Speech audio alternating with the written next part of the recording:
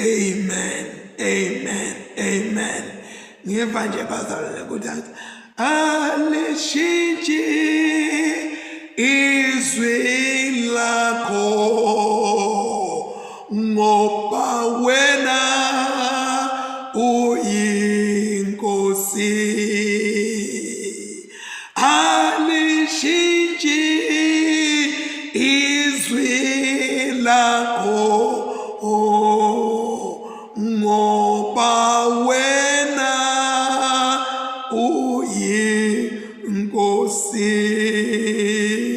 Ubuyisu nyawo lwami. Bazalwane, siyambonga uNkulunkulu lo wenda tonke letinto in a very mysterious way.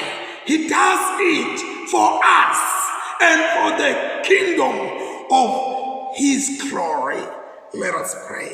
Lord God Almighty, continue, Lord, to walk before us and set our hearts on fire so to hear and respond promptly and divinely into your word. In Jesus' name we pray. Amen. Bangcwele sesifundile ke tifundo tanamhlanje. Sifunde siqale ngefunda incwadi yamaHubo 135, saze safunda incwadi yaNahum chapter 1 verse 1 to 13, sabe satofunda incwadi yeqala yaPeter weqala, 1 Peter chapter 1 verse 13 to 25. So we are going to take our roots sinking in the letter written by Saint Peter. So itolo nishito ngathi Peter ubhalela bantu labasakatekile. Basakatekile nayo yonke lendzawo lenamhlanje nasibita ukuthi kuseTurkey. Basakateke nje kunetizathu letitsite ukuthi libandla liye lahlaselwa eJerusalem. Then kwase kubita ukuthi bantu basakake babelena nalena over and above balena nalena nje labasakateleke khona basemhlabeni wase-Asia noma wase-Turkey as it is known today. And baphuma baphethe umsoqo wetinto taNkulunkulu. Itolo ke ngibekile ngathi indzawo lengasi yayithandazela apart from Jerusalem, we have to pray for that country or that part of Asia. La khona baphuma abantu baNkulunkulu bosakateleka khona masifunda 1 Peter chapter 2, 1 Peter chapter 1 verse 2. Ngoba indzawo lefanele ngabe i-custodian iphethe tintfo taNkulunkulu iTurkey. Ngasikhuluma ngeJerusalem asikhulume ngeTurkey. Kodwa nake ngalo ukuthi tindzawo noma bantu noma ema-institution lakakhethwe uNkulunkulu ayahlaselwa. Kodwa ke thine sikubuke lot phela laba bangcwele kakhulu nase sibona abahlaseleka sibe kanti kwente kanjani besise siyethemba ukuthi bobani njengoba bakholiwe banjani into titawujika ibe isele ngakithi. So we ought not to blame anyone, but rather to see our own contribution ekutheni lo mzalwane noma lo mfundisi noma lo muntu ufike lapha yana because nami ukhona lengucontributing. It could be something intentionally or unintentionally, but you have contributed in one way or the other. So St. Peter is writing to them where would say lalela lapha ebazalwane noma senisakateleke khona lapho, but kusesekhona lekungendeka noma nisenza wena engasiyo yena.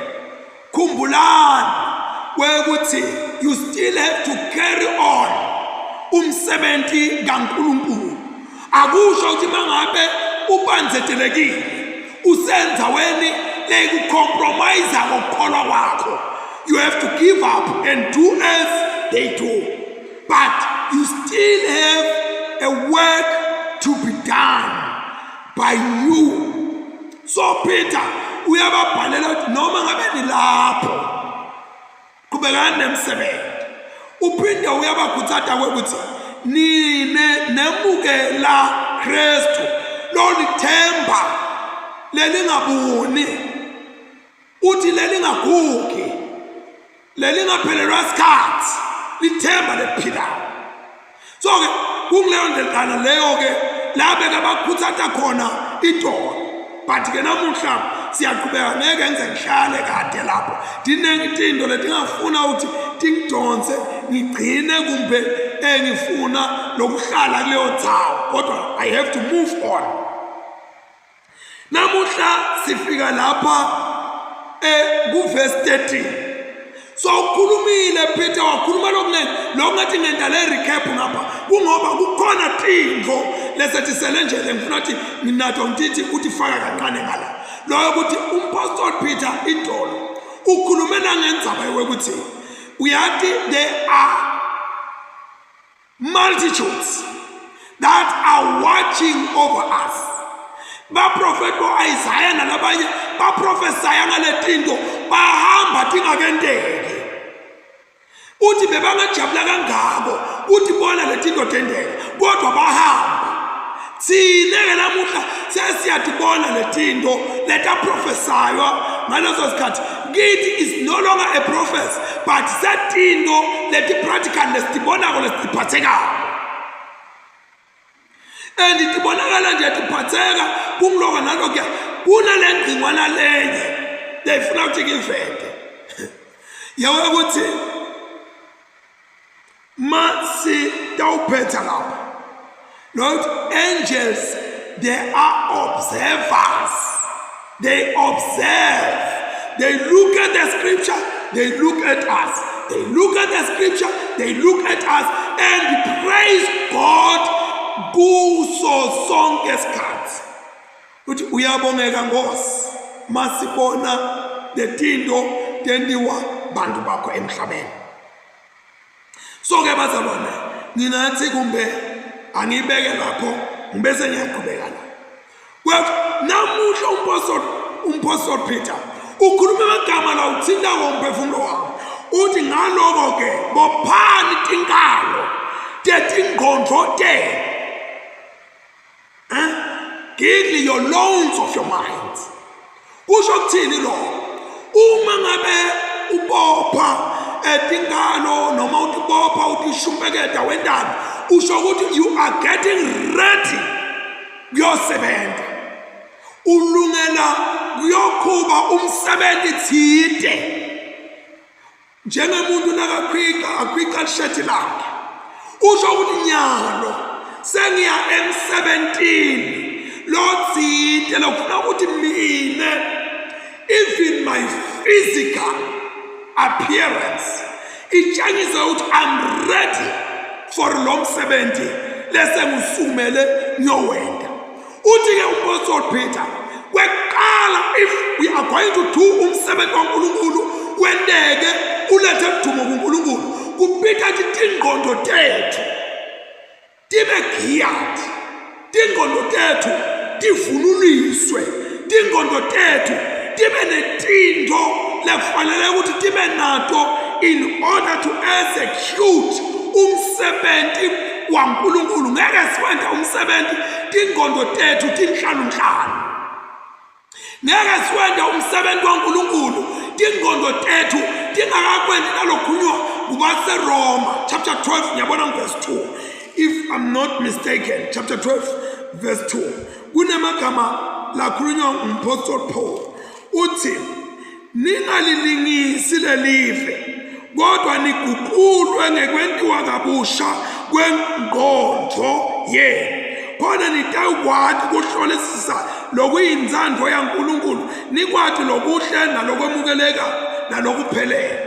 Lokho kungumsebenzi wekuthi ingqondo yamuntu has been transformed, has been changed, has been translated. Ingqondo yemuntu kwenteka kanjani ke lokho? Uthi lo mbhali la nethembe ngalokuphelele umusa lentawembulelwa wona ekumbulweni kwaJesu Kristu. Lana sikwenta konke lesikwentako asethembi lutho ngokwethu. Kwekuqala, I must say that our minds uze ukuthi tibopheke tiboshwa njani. One, tiboshwa ngokuthi ulalele livi laNkulunkulu. Number two, ufunze livi laNkulunkulu. Number three, uqabanga ngelivi laNkulunkulu. Number four, uzindle, thinking and meditate, and to meditate. Those are two most important terms. Kuzindla, you bring, yes, kuzindla, you bring the picture. You associate yourself more. It's more of imaginary things that you walk in. It's not just kukabamalo, but now you bring the image of those things. You bring the word of God. So that is how you get the loans of your mind. Tiboshwela kanjalo ke letingqondo tethu ngale livi laNkulunkulu wethu siqabanga ngalo le livi laNkulunkulu.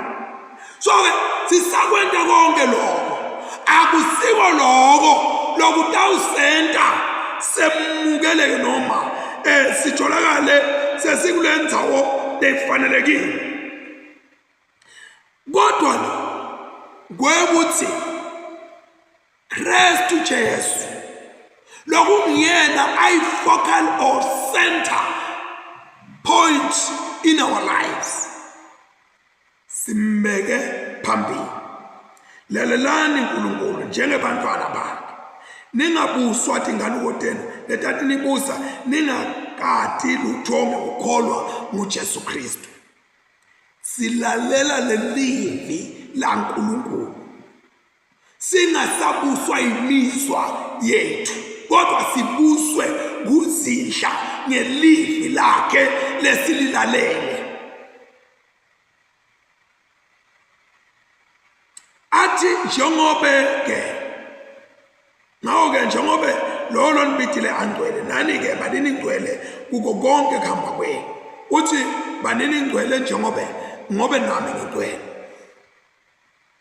Bazalwane, lana ku-emphasizwa indaba yengqondo. Saloku kukhulunywa nengqondo ukuthi ingqondo ayente kanjani. To a point of lengqondo ayibe focus kuKristu Jesu. Uyawabekisa ke lomunye wabekisa ngelihashi. Kwekuthi lihashi lidonsa inqola, akusiyo inqola ledonsa lihashi. Ngalamanye amagama imisebenzi yethu lesiyendako akusiyo lesenta semukeleke kuKristu. nguKristu lo senda semukeleke kuye, sibese senda lemisebenzi i-reflection yalo Kristu lo sekhathi kwethu. Ngabe ngiyathanza, ngiyaxolela, ngiyamukela, ngenda ini lokho kwentiwa nguKristu ngekhathi. Umuntu nakaqala kwenda leto into leto, thina sibona Kristu uthi ukhona ngaphakathi kwalo muntu. So akusithothi inqola letidonsa emahashi. Ngalama imagama akusile imisebenzi yethu ledonsa Jesu ngemuva. NguJesu phambili ulandzele imisebenzi ngemuva.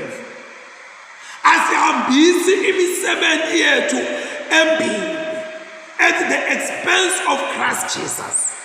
Asisindiswa ngemisebenzi kodwa sisindiswa ngaJesu. Lekanesa kasisindisile sibese thina sesisetheka siba semsebentini lothike. Usisindisa ukuthi asikhiphe ugarbage, asikhiphe ekungqoleni emanyaleni. Hayi ukuthi usisindisa kusifaka emanyaleni, but we are saved from to his grace. Now kude umuntu ofuna ukuthi ende imisebenzi ngala acabanga ukuthi le misebenzi niyo leyomkhulumela. Ufuna ukuthi umuntu akholwe nguJesu ngala abese uyathi ukuthi nguJesu layamkhulumela. Akusiyo imisebenzi yakho, nguJesu. Labanengi benta imisebenzi baze bahlabe alikho izulu elamahala wonke nangokusebenza. Imnandi leyo ngoma, but it's not that way. It's Christ. Siyongena ngaJesu. Jesu nakafika ngekhathi kwakho athi translate abe ngile misebenzi ngoba angekhathi kwakho. Uyabona nasidla polish when we eat porridge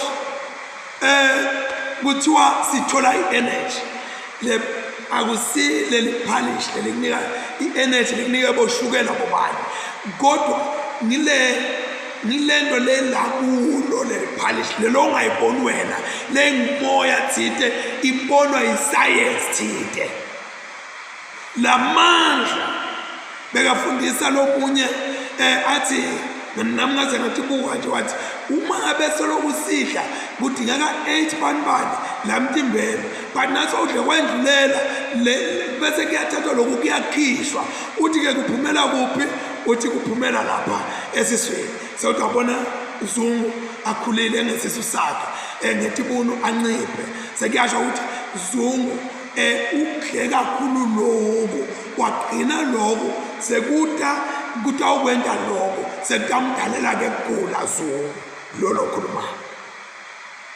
Now thina ke masidla kakhulu live laNkulunkulu, what happens? Kubonakala ngale tento letinengi lo muntu udle kakhulu letinto taNkulunkulu, ubonakala ngethando, ubonakala ngekuthula, ubonakala ngekujabula, ubonakala ngekuhlala ucabanga lokuhle ngalabanye abantu, ungababukeli phansi, ungabenteli phansi nabanye abantu.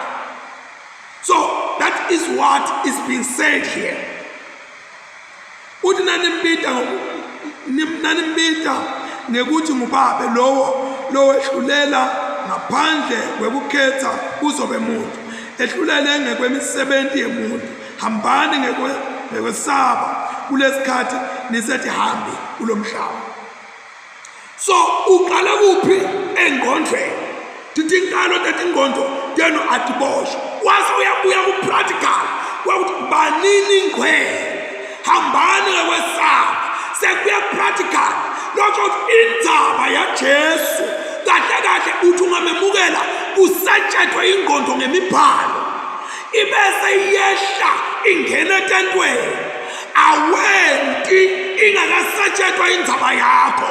Kufuna indzaba yakho isetshethwe kuqala engqondweni ngoba somemukele uyisebenta ukuthi ugcwalise ingqondo yakho ngako konke lokuhle, lokumhlophe, lokubongekako, lokuthandzekako, lokutusekako kugcwale.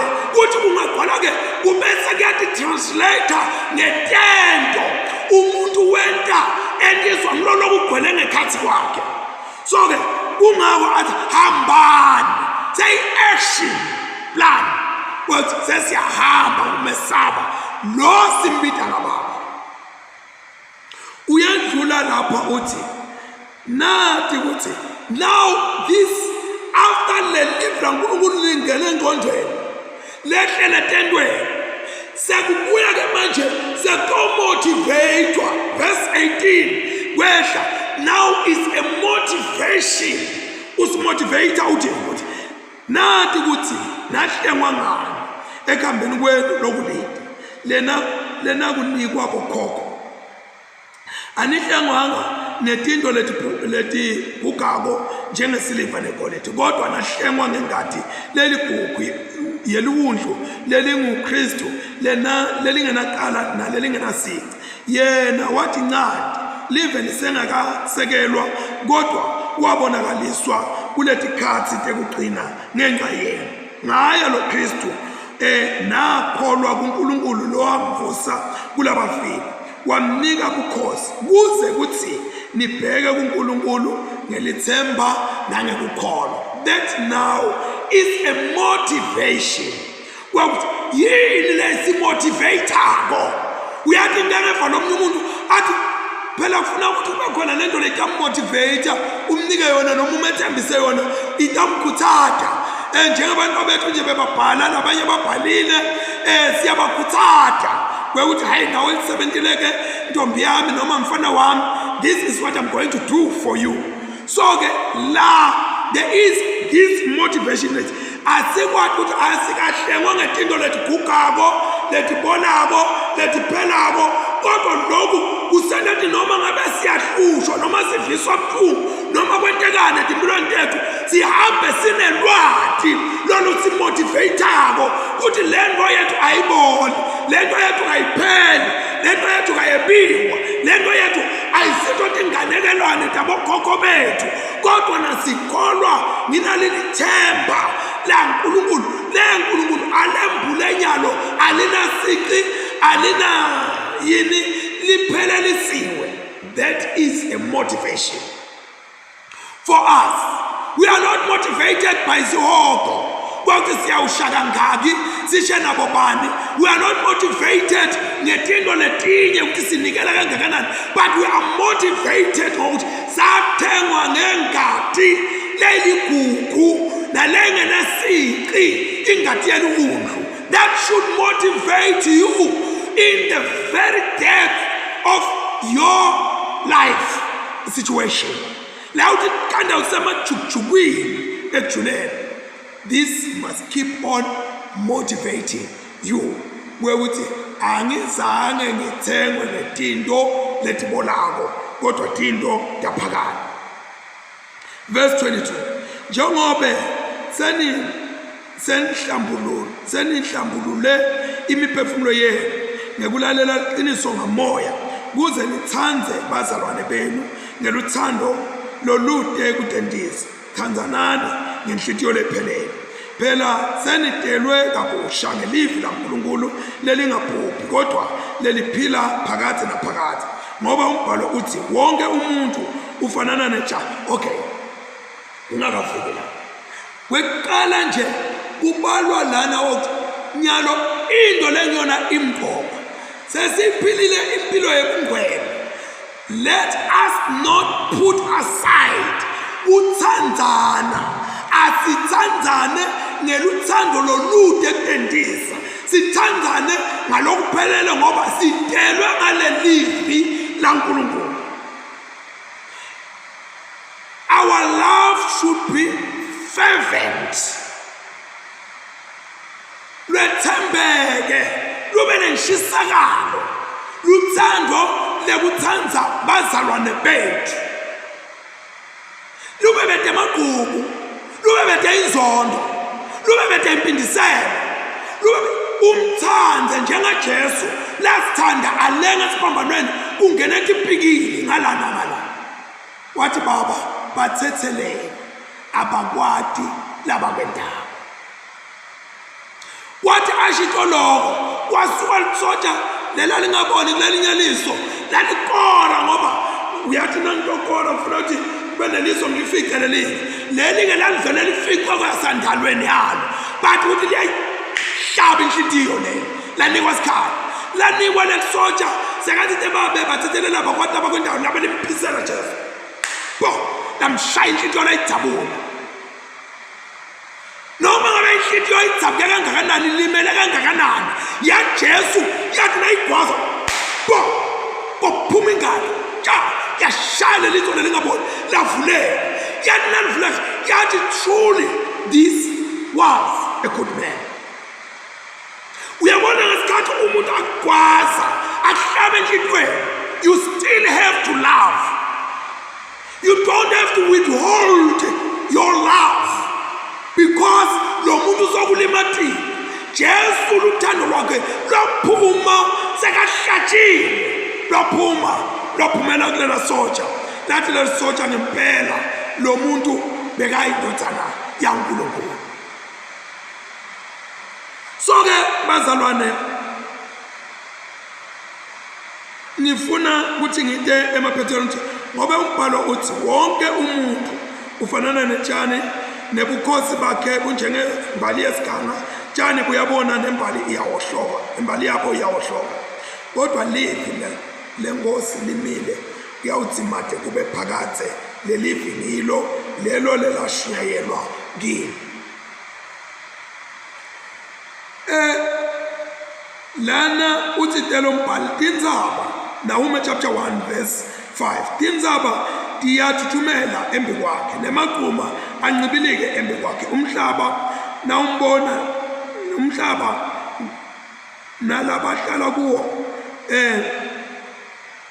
ngifuna lingemuva verse 4 wekhutha lwandle gome emanti alo womisa yonke imifula yemanti tikhotha taseBhashani tiyoma intsaba iKhameli ihamuke timbali taseLebanon tibune. Ngubani lo wenta lokho? Msmakazi.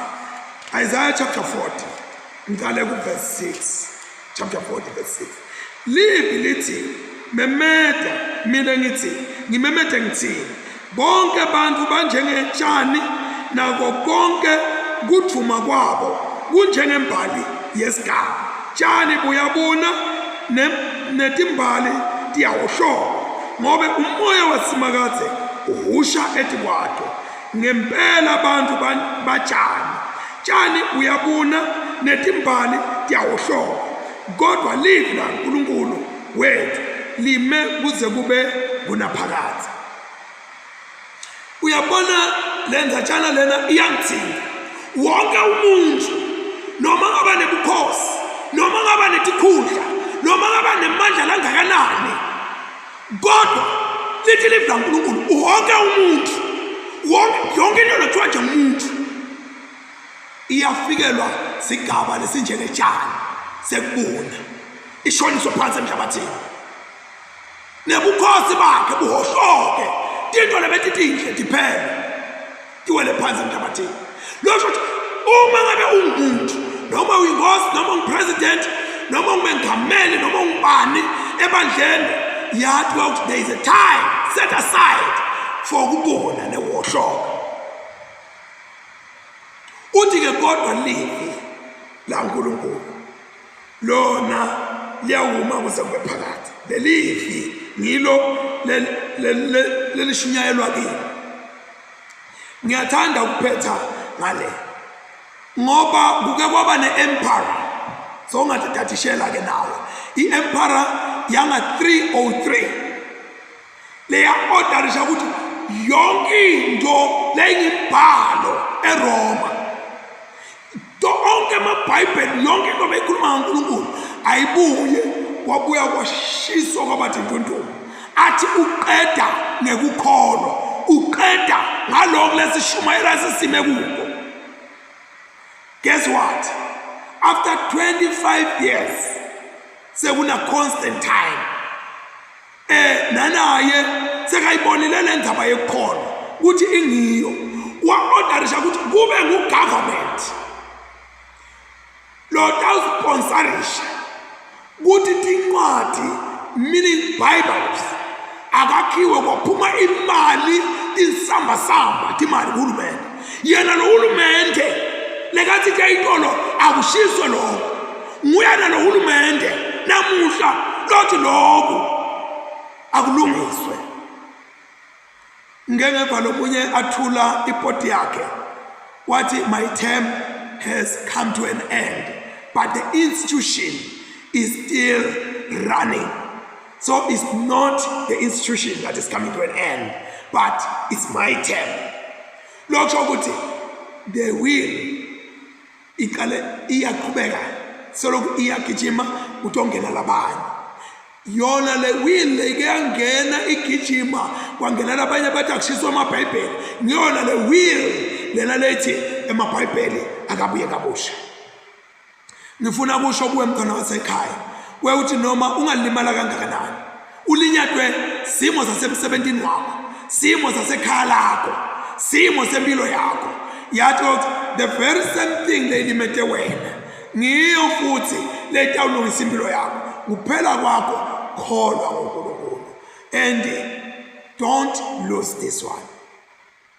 Love bathande bazalwane bakho, uphile impilo leyingcwele. Ungaphili impilo leyingcwele kodwa ube nenzondo. Ungathandi bazalwane bakho kodwa ungayiphili impilo leyingcwele. This goes simultaneously, not one after the other, not one better than the other.